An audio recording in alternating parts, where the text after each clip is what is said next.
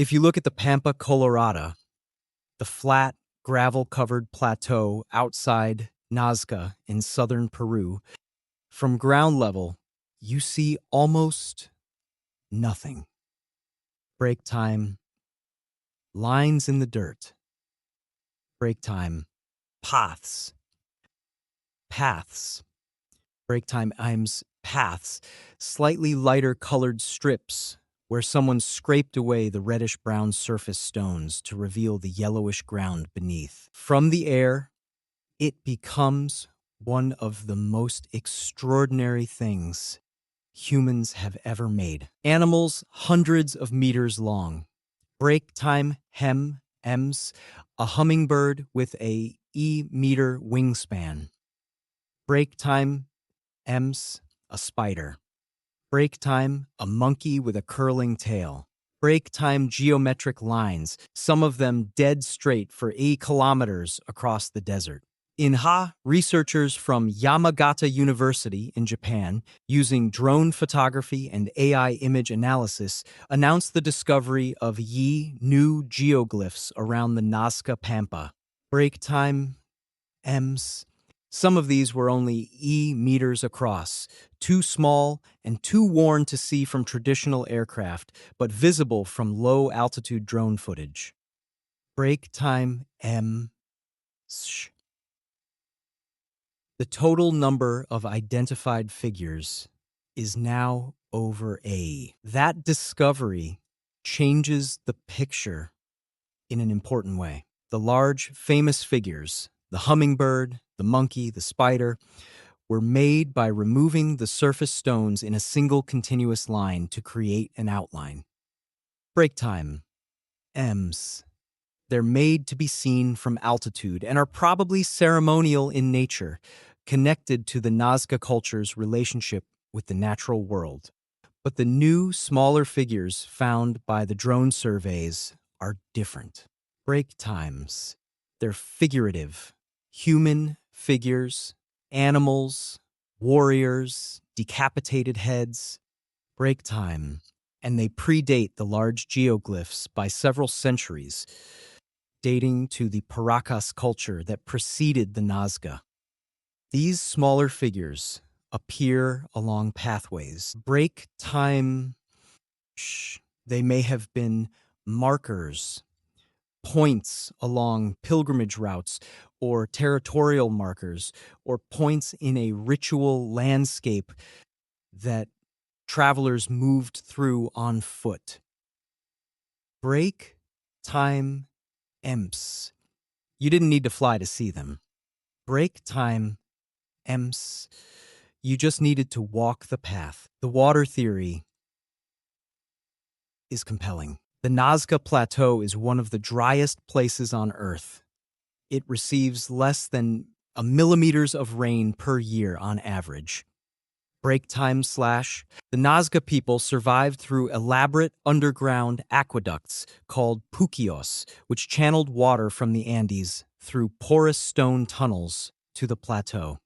Break time EMs / managing water was existential. Several researchers have noted that some of the major Nazca lines lead toward or originate near the puquios, or toward the mountains where water comes from. Break time EMs / the large animal figures, the spider, connected to rainfall in Andean cosmology, the hummingbird, the condor, may represent appeals to supernatural forces responsible for water. This was a religion of necessity. Break time MMs / when your survival depends entirely on water from mountains you can see but can't control, you do what humans everywhere have done. You make the largest, most visible appeal you can to whatever is watching from above. The Nazca culture collapsed around AD, probably due to a combination of El Nino flooding events that damaged the puquios and a prolonged drought that followed. The lines stayed. They're so faint and delicate that they've survived. Years only because the Nazca Plateau is almost perfectly still. Almost no rain, almost no wind, almost no erosion. Break time M slash. The largest open-air museum on Earth, preserved by the very dryness that killed the people who made it. The aliens didn't make them. Ordinary people, under extraordinary pressure, trying everything they could think of to survive, made them. The deeper you go into this subject, the more you realize how much of the ancient world we're still reconstructing from fragments. For every site that has been excavated, dozens more remain untouched. Break time M slash. Ground-penetrating radar and satellite imagery have transformed what archaeologists can identify without digging, and what they keep finding is that the ancient world was larger, more connected, and more sophisticated than the version that appears in most textbooks.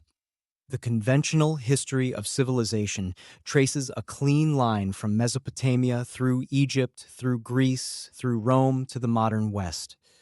Break time. M slash. That story is real, but it's incomplete. Break time. M slash. It leaves out entire civilizations that developed in parallel, built impressive things, and then were erased from memory so thoroughly that we had to rediscover them in the eth and eth centuries. The pattern repeats across every civilization in this series. A society builds something extraordinary. Break time, EMS. It sustains itself for centuries, sometimes millennia. Break time, EMS. Then a combination of environmental pressure, political instability, and external shock pushes it past the point of recovery. Break time, M. The population disperses. Break time, EMS. The monumental architecture is abandoned to the weather. Break time, EMS. The writing system is forgotten.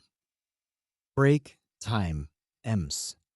The gods stop being worshipped. And then, hundreds or thousands of years later, a plow hits a stone, or a satellite detects a buried structure, or a researcher notices that a myth mentions a place that no one can find.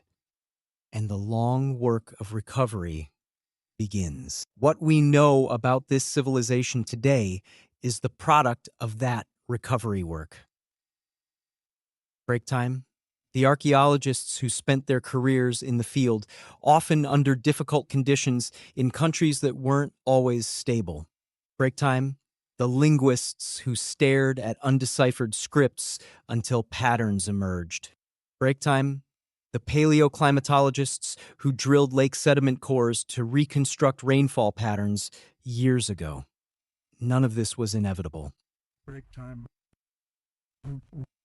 The clay tablets at Ugarit survived because they happened to be in a kiln when the city burned. Break time. The linear B tablets at Pylos survived because the fire that destroyed the palace was hot enough to fire the clay. Break time. 100 other archive rooms burned and left nothing. What we have is what chance preserved. And what we're still missing: the literature, the theology, the personal letters, the poetry, the arguments and the love stories, and the complaints about bad harvests is almost certainly larger than what survived. The ancient world was full of people who thought, worried, loved, argued, and built things they hoped would last. Break time IMs / most of what they made is gone. Break time esh. What we have is a fraction of a fraction, but that fraction is enough to know that the standard story, progress marching steadily forward from primitive origins, is wrong. Break time, complexity rises and falls. Break time, sophisticated societies emerge and collapse. Break times, knowledge is discovered and then lost and then rediscovered. The lesson isn't that civilization is fragile, though it is. Break time m//. The lesson is that human ingenuity shows up in every era, under every condition, in every corner of the world where people are trying to solve problems and make things that last. The mounds at Cahokia, break times, the pillars at Gobekli Tepe, break time the sewers at Mohenjo-Daro, break time the peace treaty at Hattusa, break time the alphabet that Phoenician merchants scratched onto clay and eventually, through a chain of borrowing that crossed a dozen cultures over 3,000 years, became the letters you're reading right now. That chain didn't have to hold. Break time m/. It nearly didn't. Several times. Break time. But it did. And somewhere under the fields and deserts and jungles of the ancient world, the next discovery is waiting. Break time. Shh. The next tablet in the wrong kiln. Break time. Shh. The next footstep that catches on the edge of something buried. The work is nowhere near done.